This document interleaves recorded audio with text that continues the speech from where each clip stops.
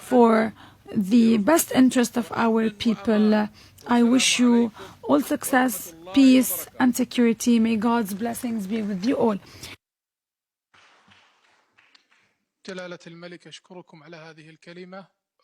I would like to thank you, Your Majesty. I give the floor now to Imran Khan, the Prime Minister of Pakistan. Bismillah ar-Rahman ar-Rahim. Bismillah ar-Rahman ar-Rahim. I want to especially أود وبشكل خاص His Majesty King Salman bin Abdulaziz Al Saud, custodian of the two holy mosques, and then ladies, gentlemen, majesties, highnesses, excellencies, and Honorable Secretary General. I always pictured that one day I would be speaking at this summit, and I always promised myself that whenever I got this opportunity, I would raise the first and foremost, the most important question about whenever in the Western countries people blaspheme our Prophet, peace be upon him, I always felt that the response from the Muslim Ummah, the OIC, I always felt it was lacking. And therefore, I wanted to use this platform that the OIC owes a responsibility. Us heads of the states, we have a responsibility to the Muslim world. When anyone in the Western world blasphemes our Prophet, peace be upon him, it is a failure of the OIC that we have not been able to explain to the Western countries that the love and affection that we feel for our Holy Prophet, that how he lives in our hearts. It was up to us to explain to the Western people that the amount of pain they cause us when they ridicule or mock our Holy Prophet. And we must know that in the West, people do not treat religion the way the Muslim world treats Islam. We live our religion. In the Western world, they have a completely different attitude to the way they approach religion. And so therefore, on this, Mr. Chairman, I would like to say from this platform that we must, in the forums like the United Nations, forums like the European Union, we must explain to them that they cannot hurt the sentiment of 1.3 billion people under the garb of freedom of expression. The Jewish community has very successfully explained to the world that any misinterpretation of the Holocaust gives them pain.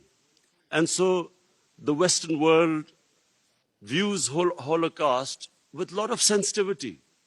But that sensitivity is lacking when they come to talking about our Holy Quran or our Prophet, peace be upon him. So I feel that this forum must take it upon itself to explain to the Western world through these forums what it means to us and how we love and respect our Holy Prophet. Secondly, the Western world has very, through ignorance, partly, and willfully, they have equated Islam with terrorism, or radical Islam with terrorism. I feel that this has done a tremendous amount of disservice to the Muslim community. Religion has nothing to do with terrorism. No religion allows killing of innocent human beings. But by doing this, two things have happened against the Muslims. Number one, it has led to Islamophobia. Whenever there is a Muslim involved in terrorism, the word Islamic terrorism or radical Islam, the moment that is referred to define terrorism, the people in the West cannot distinguish between a moderate Muslim and a radical Muslim. So the whole suspicion is raised against Muslims everywhere. This attack in New Zealand by this gunman who goes into a mosque and shoots 50 innocent people is because they cannot understand that Islam has nothing to do with terrorism. And they have this indoctrination that somehow whenever a Muslim is involved in terrorism, it's something to do with Islam. Before 9/11, 80% of the suicide terrorist attacks were by Tamil Tigers. But no one blamed Hinduism for it, and quite rightly, because religion had nothing to do with it. It was a political struggle. When the Japanese in the Second World War indulged in kamikaze pilots who blew themselves up on American ships, but no one blamed the Japanese religion for it. So this is my second point. I feel that it causes Islamophobia because we, the heads of Muslim states, have not been able to explain to the West, not powerfully enough, that Islam has nothing to do with terrorism. Political struggles have everything to do with terrorism. And the second disadvantage which the Muslim world has as a result of this, I'm afraid is that Muslim freedom struggles or Muslim freedom political struggles are delegitimized when they are termed as because of Islamic radicalism. For instance, after 9/11, the people of Kashmir have been conducting a political struggle for their freedom.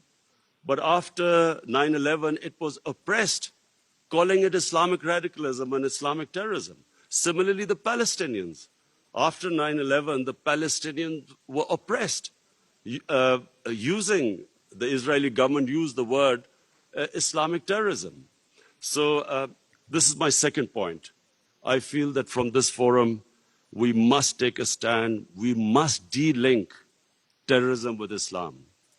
My third point, Mr. Chairman, is about the Muslim world not paying much attention to science and technology. We have an organization called ComStech.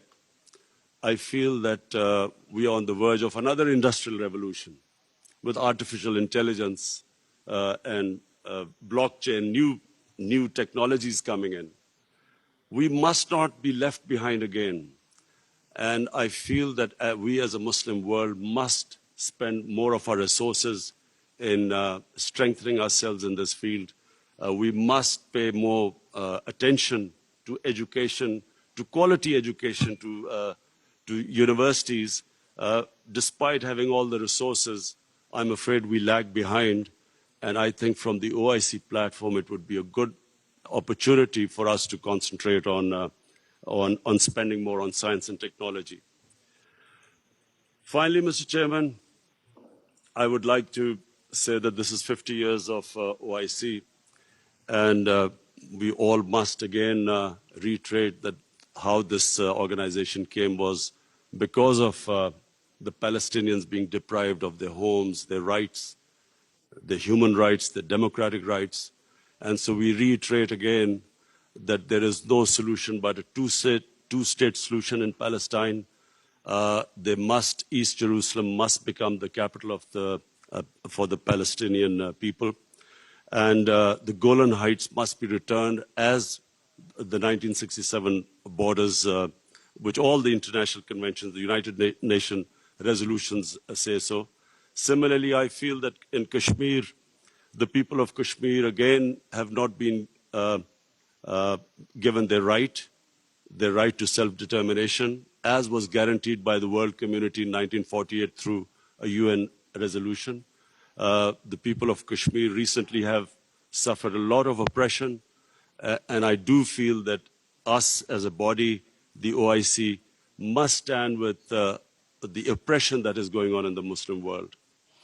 I finally want to thank again King Salman bin Abdulaziz Al Saud for his great hospitality. I especially want to thank we had the great opportunity to go into to visit the Rawza Rasul in Medina yesterday.